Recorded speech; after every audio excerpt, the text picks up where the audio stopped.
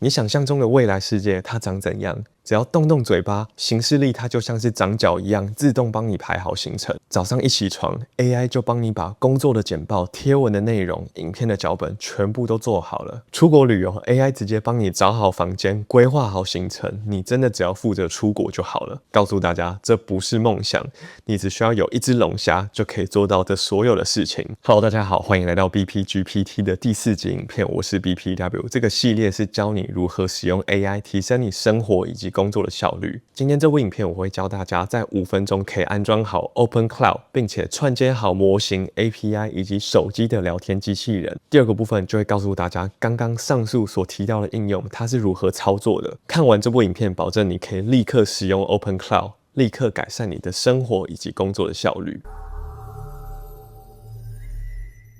首先，我们就来进行 OpenCloud 的安装教学，只需要4大步骤。前2个步骤我们要分别下载2样东西，叫做 Homebrew 以及 Node.js。我们只需要到 Safari 里面就可以去搜寻到，我们就直接 Google 搜寻 Homebrew， 然后打开第一个分页。打开之后呢，我们滑动一下就可以看到这边就有一个安装的地方。那我们只需要把这段程式码点击复制，然后打开终端机。打开之后呢，贴上这段程式码，点击 Enter， 然后输入一下我们 MacBook 的密码。输入完之后呢，它就会开始进行下载的动作。那我们只要点击一下 Return Enter， 然后你看它就开始跑起来了。这边就有写它正在下载当中。下载完之后呢，我们看一下终端机上面会出现一个 Next Steps， 它就是叫你复制这一段程式码贴到终端机的最下方，它就会开始真正的下载完。所以我们就把这边复制起来，贴上之后按 Enter。好，那接下来大家一定不知道这样子到底有没有安装完成，对不对？这时候我们可以输入 brew-v， 输入之后呢，它就会出现我们 Homebrew 的版本。这时候就发现说它版本是 5.1.2， 那意味着我们就已经安装完成了。你看非常快，第一个步骤就好了。接着第2个我们要安装的叫做 Node.js。那我们一样到 Safari 里面去搜寻。好，搜寻之后呢，我们就可以看到这个网页。然后这边大家要注意，我们要下载的版本是要 V22 之后，所以这边24的话，它就是新的版本。然后我们只要点击这边 PKG 档，然后右上角它就会开始下载了。下载之后呢，我们就按照它的步骤，然后点击安装，输入密码。好，我们听到这个提示声音，表示它就安装完成了，就把它关闭，丢到垃圾桶。我们接着在终端机上面输入 brew install node， 然后它就开始安装。太好了，我们安装完成了。你看前2个步骤就完成了，我们只要在2个步骤就可以顺畅的把 OpenCloud 整个跑起来了。好，接着我们就进入第3个步骤。我们要启用 OpenCloud， 那我们就是输入这一段程式码，那这也是 OpenCloud 他们官方给的程式码，大家就照着复制就好了。我们就开始 install， 然后这时候就会出现 OpenCloud Installer， 然后它就会去侦测我们的 Homebrew 已经安装了，我的 Node.js 也找到了，然后我们 OpenCloud 的版本就是2026年3月28号的版本。好，接着呢，我们就按照 OpenCloud 上面的指示，然后去把这件事情跑完，其实就是一个流程而已。那我这边也会一步一步带大家看一下，所以这边就是问你要不要继续，我们就 OK。然后我通常是选择 Quick Start， 那你如果想要手动去设定也 OK。那第一步的话，就是要选择你要使用什么样的模型。那我自己最常使用的还是 Cloud， 所以我们就点击第一个 Anthropic， 然后你要使用什么方式来控制你的 OpenCloud 呢？那这边我会使用 Anthropic 的 API Key。那当然，如果你有订阅到更高级的 Cloud 方案，也可以使用月订阅制的方案。那我这边就示范使用 API 的方法 ，Cloud 的网站里面去使用这个 API Key。好，我们进到 Cloud 的网站里面了，然后接着我们可以找到左下角这边有一个 API Keys， 然后我们就按右上角 Create a Key。那我们 Key 的名字，比如说就叫 OpenCloud， 然后今天的日期3月31。接着呢，它就会出现这个 API Key。那注意大家这个 API Key 不要让其他人看到，所以我这边也会把它码起来。然后接着呢，我们就贴上。好，我们这样子就串接好 API 了。那接着呢，我们就要来选择模型。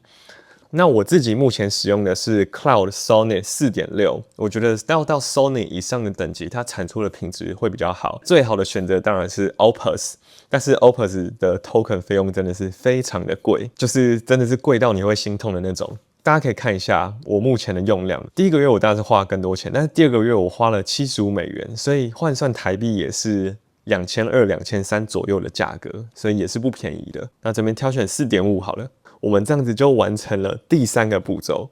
那接着第4个步骤呢，我们就要来设定聊天机器人，让 OpenCloud 可以直接在你的 iPhone 上面做使用。那我这边通常会使用 Telegram， 所以我们就点击第一个 Telegram， 并且按 Enter。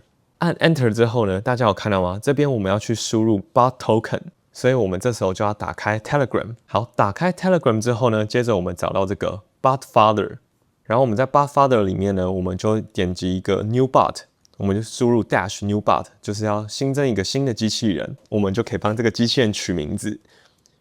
好，比如说就叫做 BPW 测试用机器人。好，接着呢，我们就要去输入它的英文名称。那这边要注意哦，它有写，就是你一定是要以 Dashbot 为结尾的。所以，比如说就叫做 BPW Testing Bot。然后这时候呢，我们就可以看到，原来它的 token 就出现在这边，所以我们只需要把这段 token 复制起来，然后我们就来 enter 这个 token。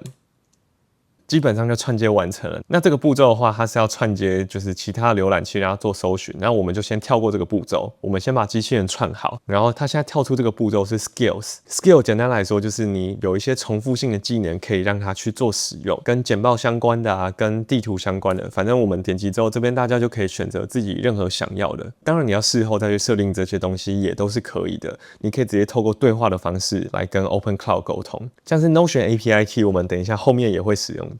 那当然，你不一定要在现在马上做设定，你可以到时候有需求的时候用对话的方式就好了，甚至不需要打任何的程式码。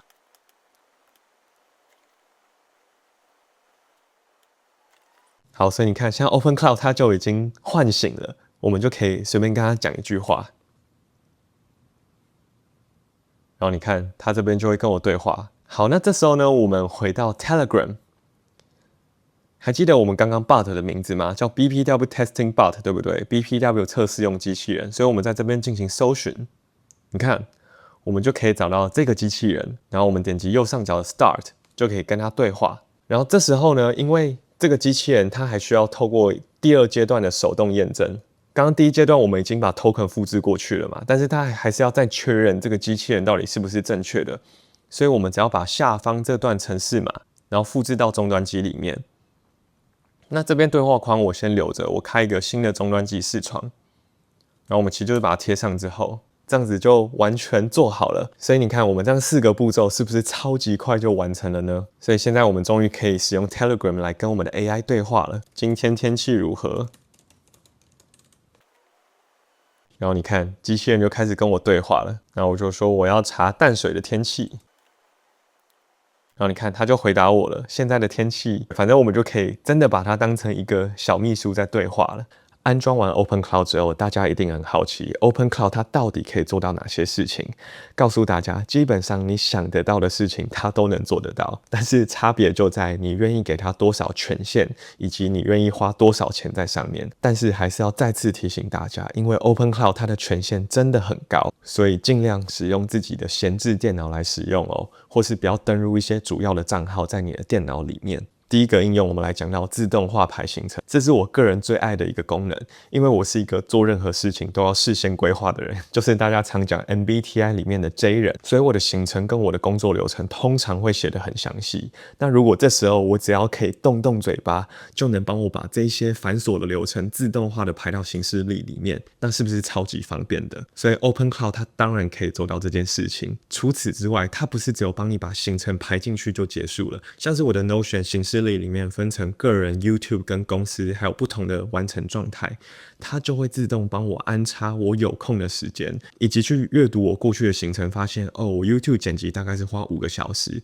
它就会自动帮我分类好、安插好我的行程。重点是我还可以去设定，请他每天睡前的时候问我说，我今天这些行程做完了没？我只要用语音回答他，他就自动帮我把还没有做完的行程往后排到后面的行程当中。像我上周二肠胃炎2天，所以我就直接跟他讲，然后他就帮我把所有的拍片行程都往后延了。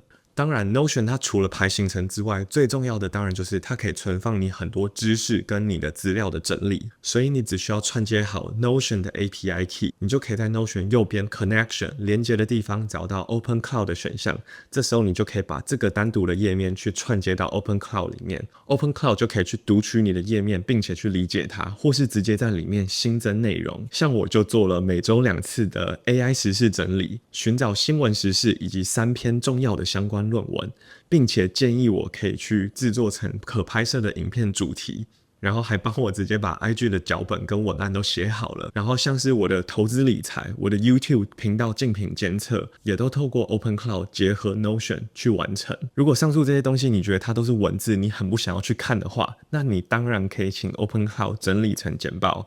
早上一起床，它就像是你的秘书一样，帮你做好视觉化的简报，你可以直接查看，或是自己做进一步的修改。除了工作之外，生活的东西也可以交给 Open Cloud 来搞定。大家还记得上个月的世界棒球经典赛吗？我朋友他临时多了一张票，所以我在经典赛开赛前3天就要准备出国，然后到日本，然后行程真的超级赶，所以我那时候刚下载完 Open Cloud， 我就请他帮我从行程安排、餐厅、订房、自动化的流程，他整个帮我做出来。我只需要告诉他我出发跟回程的时间，以及我想要吃什么类型的食物，然后想要住什么样预算范围的饭店，还有我想要买的东西有哪些，他就真的帮我把这完整的行程都排好了。然后我去日本的这3天，就真的按照他的行程以及餐厅，还有他帮我选的饭店去走。坦白说，我觉得体验是还蛮不错的，没有踩到什么很大的雷。然后他 Google Map 给的连接也都是准确的，真的有这些餐厅跟饭店以及这些景点。重点是他直接帮我加到 Notion 行程里面，所以他就会按时提醒我这个时间该做什么行程。当然订餐厅也难不倒他，像我下周一中午要跟我朋友吃一间餐厅，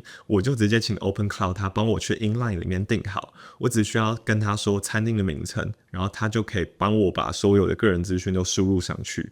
只是有时候这些订餐的网页它会出现机器人的侦测，所以不一定每次订餐都能够成功。然后还有一个很大的缺点就是订餐厅这个流程它消耗的 token 真的超大的。你知道我一订完餐厅，我马上就收到国泰它347元信用卡的消费刷卡。Open Cloud 它真的很万能，但是它到底要如何可以省钱的运用呢？那我们下支影片就会来告诉大家。这就是关于 Open Cloud 的第一个初步入门的影片。针对刚刚上述讲的那些应用，我只是大略的带过，所以我会看一下观众你们的留言来决定我后面要拍摄哪一些更详细的功能。所以也欢迎大家留言告诉我你的想法。后续的影片我还使用 MacBook Neo 安装 Open Cloud， 用我的 iMac 安装本地的语言模型，安装 Cloud Cowork 以及 Codex 的使用来进行一些比较。大家对于这些 AI 自动化的工作跟流程，如果你有任何想法的话，都欢迎在留言底下告诉我。如果你喜欢我的影片的话，请记得按赞加分享，并记得订阅我的频道，才不会错过跟 BBW 相关的最新资讯哦。